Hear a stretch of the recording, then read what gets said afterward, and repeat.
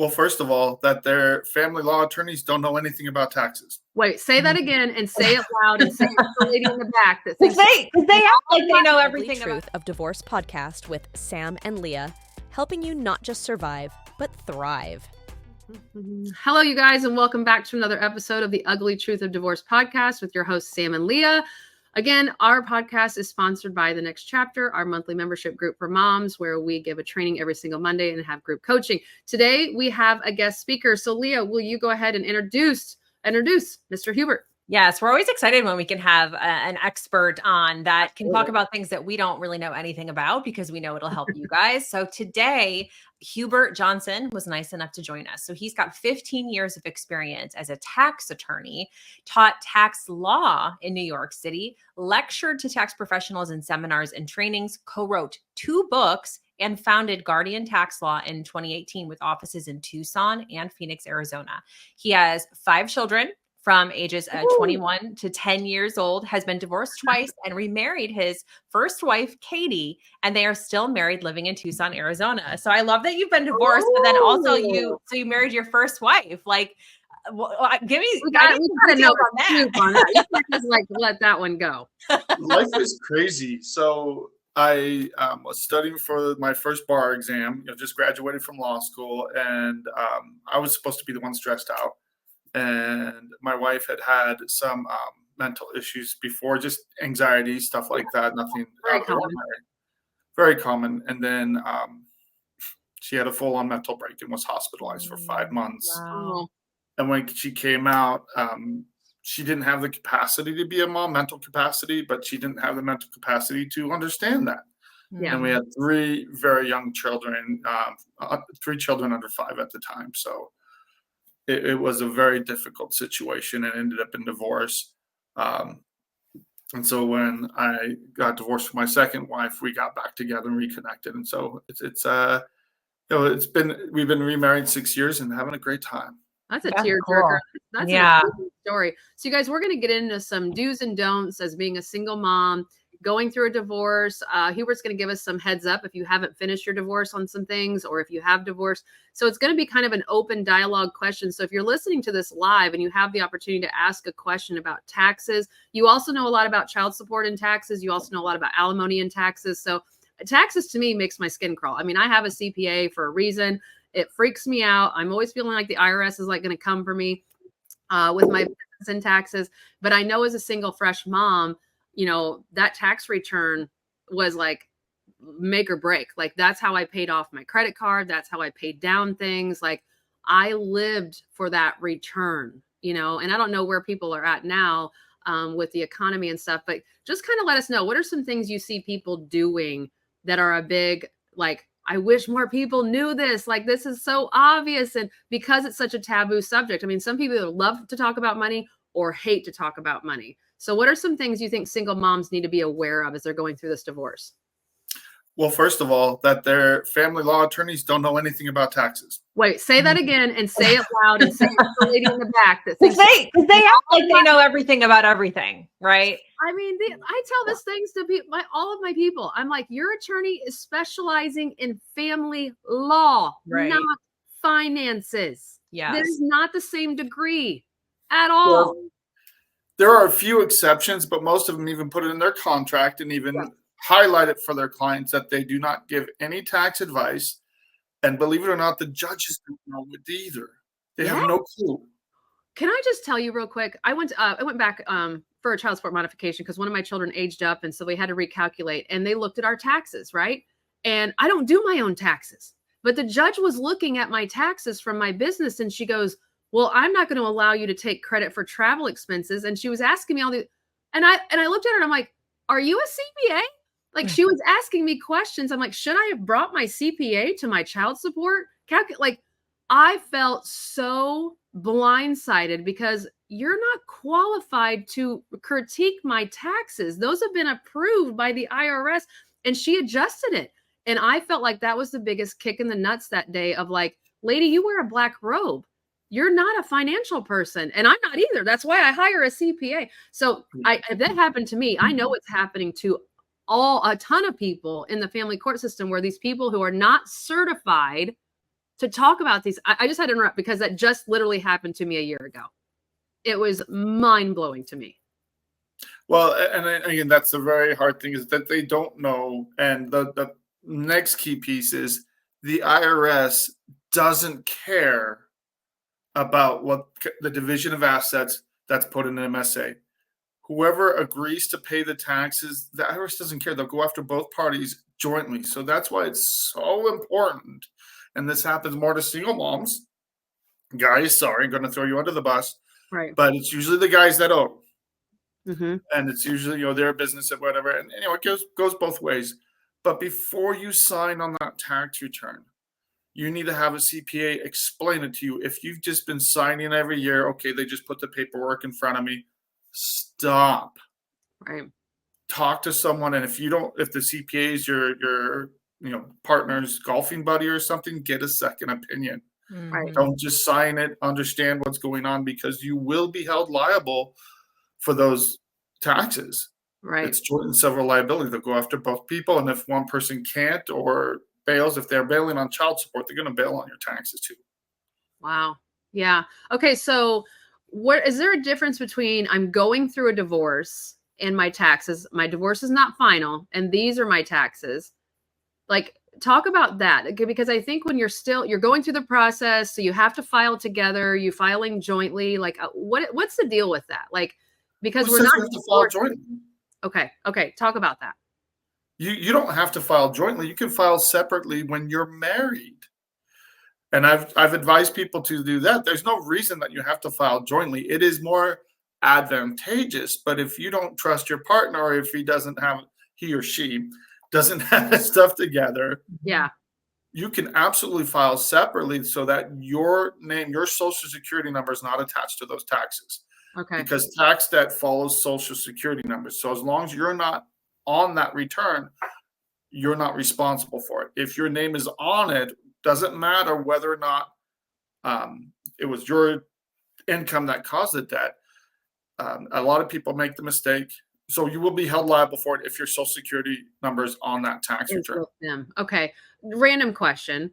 Sure. Do I have to claim child support on my taxes? As an expense? Yeah. Like, do I have to let the IRS know that I received child support? No, it's taxable to the giver. That So changed in 2017. So child support alimony changed in 2017. If you have a pre-existing order prior to 2017, then it's flipped. But Okay. ever since the TCJA, that was part of the Trump tax plan, flipped that for better or worse. Yeah. And so it's taxable to the giver, not to the receiver. Okay. Here's a question, a random one too. I have some clients some women who know for a fact that their ex or soon to be ex has not filed taxes in years. Does she expose that? Does that benefit her? Is that worth, calling it out? Who do you tattletale to? You can tattletale to the IRS. But at the same time, again, the IRS is being more aggressive than ever. But if they haven't filed returns, one of the worst things you can do is go back and file a bunch of old returns jointly with your spouse. And they usually will ask you to do that if they're trying for the divorce or whatever, if they're going to go through the bankruptcy. Hey, sign on with me, because you get a little bit more favorable tax treatment. You will be put in the same basket. And so one of the big mistakes I see out there is people think innocent spouse will save them. And this is especially true for women. The bar is very high for innocent spouse relief. You essentially had to not know of the income and not benefited from it either. So if it goes into a joint account that used to pay your bills, pay for childcare, etc., if the household benefited from it, you're going to be held liable, even if you didn't have a clue that he wasn't paying his taxes. Okay. So what are some other things that you see, women who have probably never done the books for their home and now they're having to file taxes for the first time on their own? What do you wish they would know? Talk to a good tax professional first. There are and that's the frustrating part, that there's plenty of bad ones out there, but there's plenty of great ones as well. And so we refer CPAs to people all across the country. We have networking networks where we can connect people with CPAs. And if they don't work out, we can find someone else. But I just recently referred someone in New Hampshire to a great CPA, and we're in Tucson, Arizona.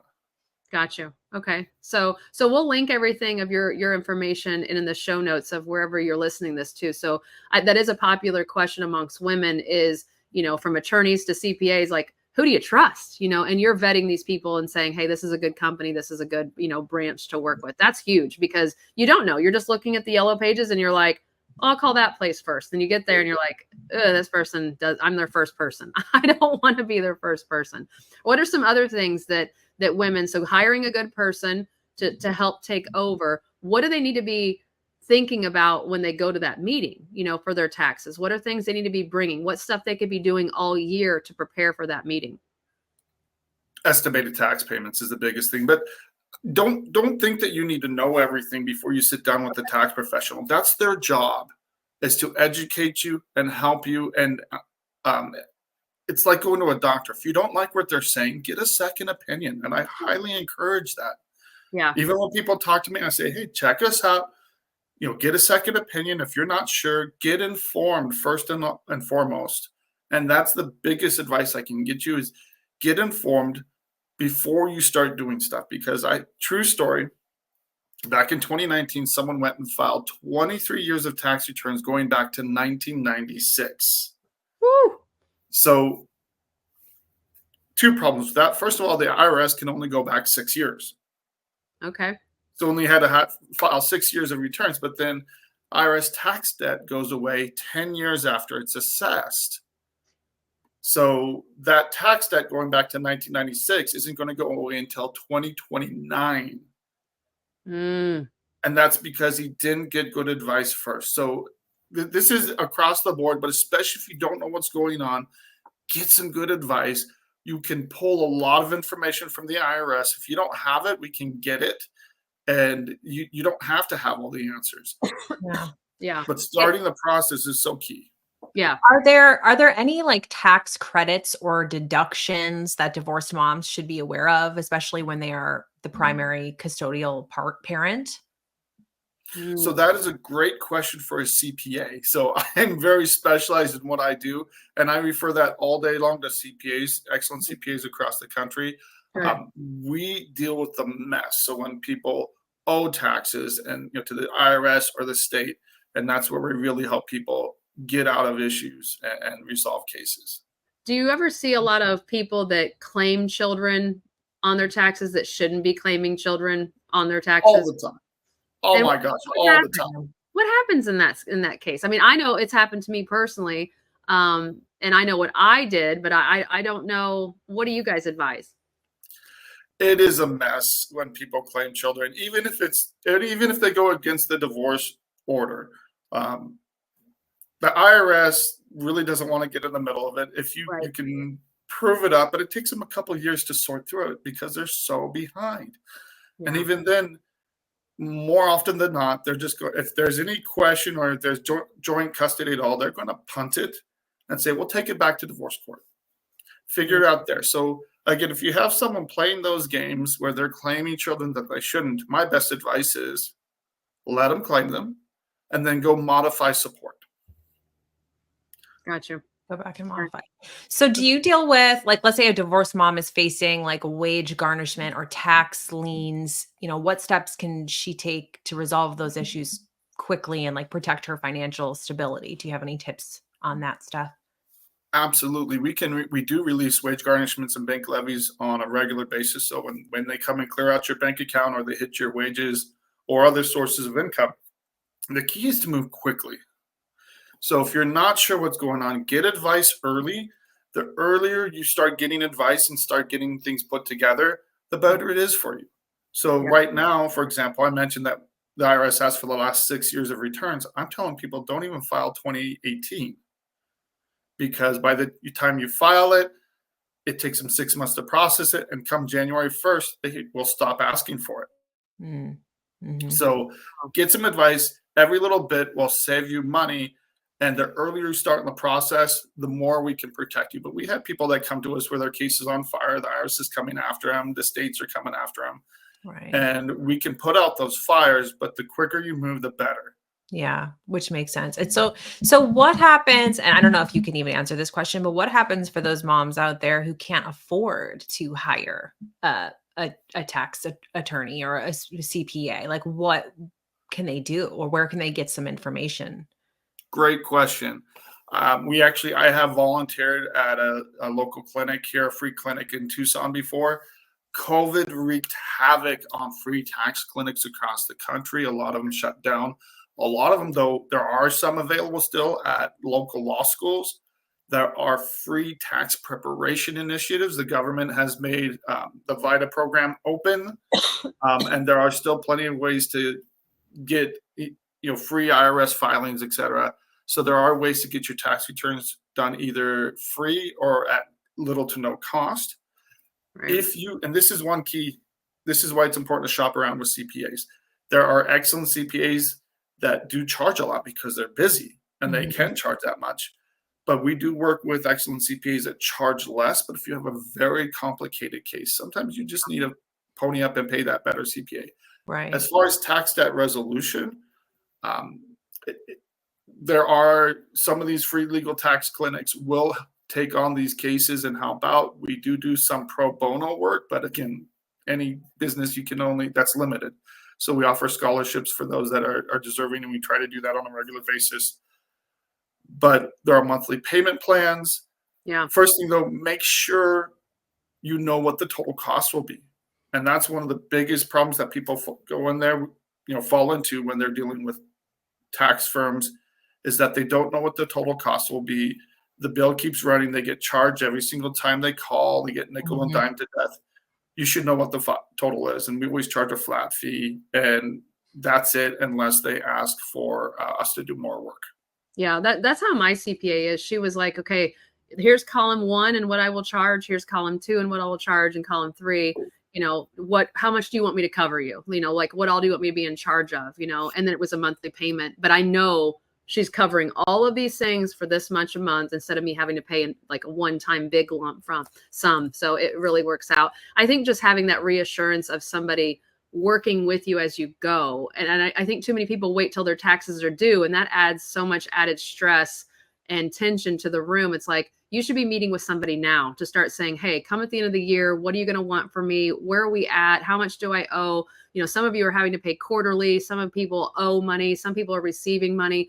And no, wait till tax time when all tax people are busy. Every CPA, you don't talk to them from January to April. They're non-existent, right? You waiting till that last minute to get in is what's going to hurt people, right? They need to start getting in now and having those conversations and finding their person now, right?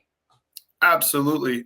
And there's a couple of reasons for that. You mentioned estimated tax payments. If someone's self-employed, if you're not making sufficient either estimated tax payments or having sufficient withholdings, our lovely Congress, now this is bipartisan in nature, both parties were along with this, raise the interest rate for not paying enough in the given year from 3% to 8%. And that happened in November of 23. So 24 is the first year people are going to get surprised with that 8% penalty. So you can pay everything off by April 15th. But if you're not paying throughout the current year, you're still going to get hit with that penalty. Yeah. And so it's going to surprise a lot of people. So staying on top of it, meeting with your CPA regularly is key to running a good business. And this counts for anybody, but this is where a lot of problems come in, is people don't understand that they have to pay throughout the year, or they should be paying throughout the year. Yeah. And having a good CPA that they can meet with regularly and actually do tax planning and tax avoidance strategies, which are legal ways to avoid taxes. Yeah. And having a good CPA that you're meeting with and paying throughout the year is top notch. And I'm telling CPAs every time I meet with them, we need better service from you. And I know a lot of them are overwhelmed. Everybody comes at the last minute. Yeah. They're better. They serve their clients better by meeting with them throughout the year. Yeah, I would agree. I meet quarterly with mine, and it's great. I mean, it's great to kind of know where you stand. What are you paying? How much money do you need to have saved? What tax bracket are you in? What penalties are coming? Things like that. It's really great. We have a question. Does VITA help with state returns as well? VITA. Great question. I believe so, but don't quote me on that. So again, they are looking for volunteers. That just came out about a month ago. Usually, yes. Most of the free programs, they do help with state returns as well, and they are being trained.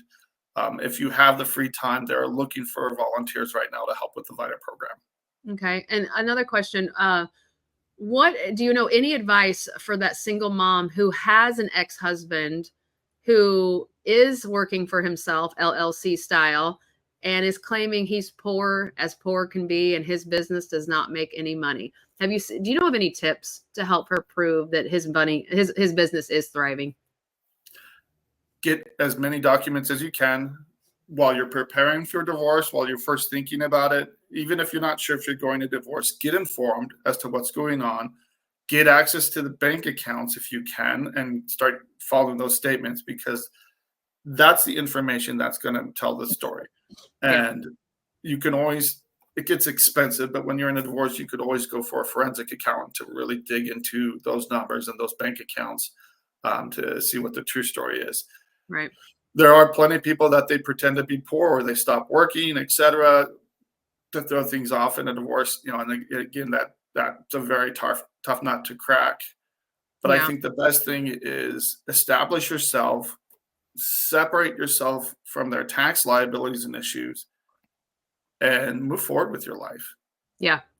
That's a key point. So tell the audience about your services. What kind of things do you guys offer for anybody that's from any state can go to this website, guardiantaxlaw.com, and what are they going to find there?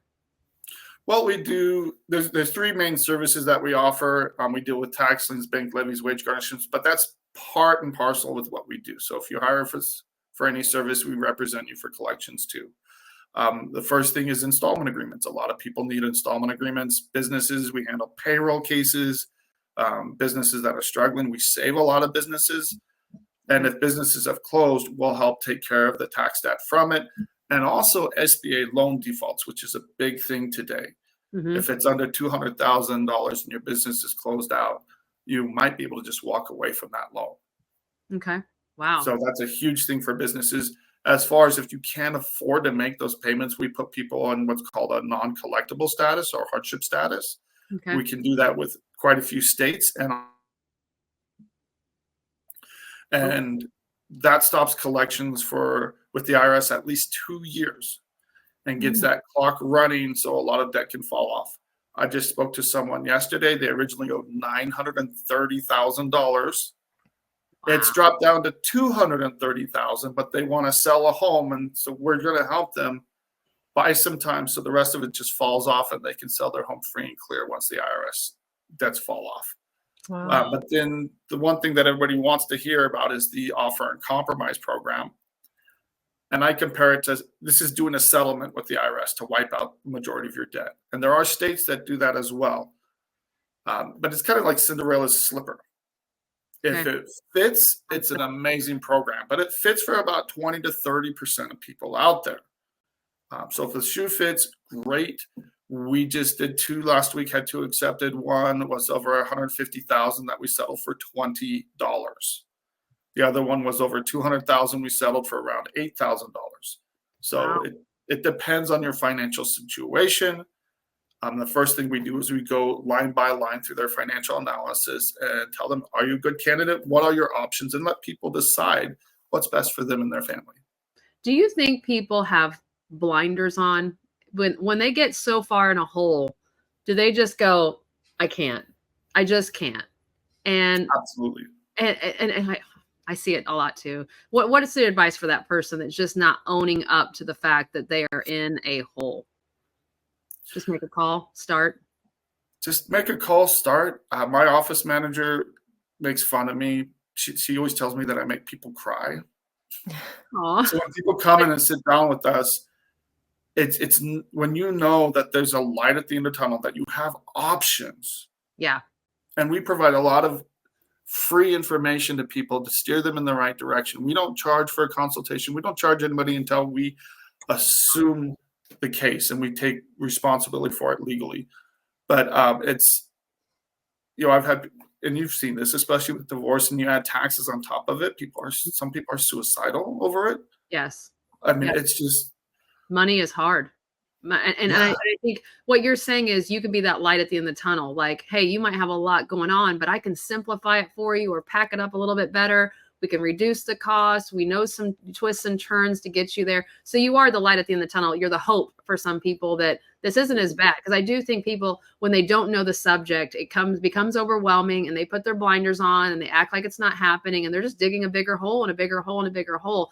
And I know that's a lot of women because they don't do the books and they've never even known their financial status and they don't know how many accounts that them and their husband have. And they don't know and they feel silly. They feel like, how did I put myself in this spot? And it's because we trusted and we were in love with this person and we thought it was going to be awesome. I just had a group yesterday. I asked a group of like 100 people. I said, how many of you don't have a retirement because you thought your ex you were going to live off your exes who was working? And I would say 50 people raised their hand. And I'm like, oh, and they said, now I feel stupid. I feel stupid that I fell for that, but we got to dig ourselves out of that hole now. We got to start planning for that retirement now. We need that lump sum coming to us so we can go invest that and start building a retirement immediately. There are solutions, but if you don't ask and get help, what you're saying is you're just going to keep digging this hole. And 9 times out of 10, we can help people. There are rare situations where someone can't, or bankruptcy is a better option, and we will refer them on. Yeah. Who can help them. But you mentioned something that some people just feel stupid for being caught in this situation. It is more common. Yeah. The average person is not a tax expert. No. That's just the way it is. No. And one of the smartest things I ever heard was from a client who's from the Deep South. He wasn't very educated. He said, I'm just not a smart man. And so I called you because I don't know what I'm doing. And I said, that's one of the smartest things I've heard. Yeah. I have tried to fix my own plumbing and had to call a plumber afterwards. We've all done it. Right. Yeah, exactly. I mean, that's a really great point to end on, is that if you don't know something, hire someone that does. Because I mean, to me, yes, there's an expense in it, but the time and the anxiety and the stress is away. I mean, I think it's critical. And when you just don't know a subject, it could be plumbing, it could be taxes, it could be divorce coach, that you just need to hire because you just don't know something. You hire us because we do know it. It is our expertise, and so reach out. I think this is a great service. I'm so glad you were here. I think this is going to be tremendously beneficial, I heard free consult and I know our people are going to be like, what's the website? Where am I going? Because people know that we bring in trusted people and, we trust you. They're going to trust you to call and get that consult or that referral to a CPA. So we really appreciate you being here. And again, anything that we've talked about today will be in the show notes. It'll be all advertised down below. So take a look at that and pass this on to anybody that you feel needs some help when it comes to taxes, because Hubert here can make taxes made easy. Bye, everybody.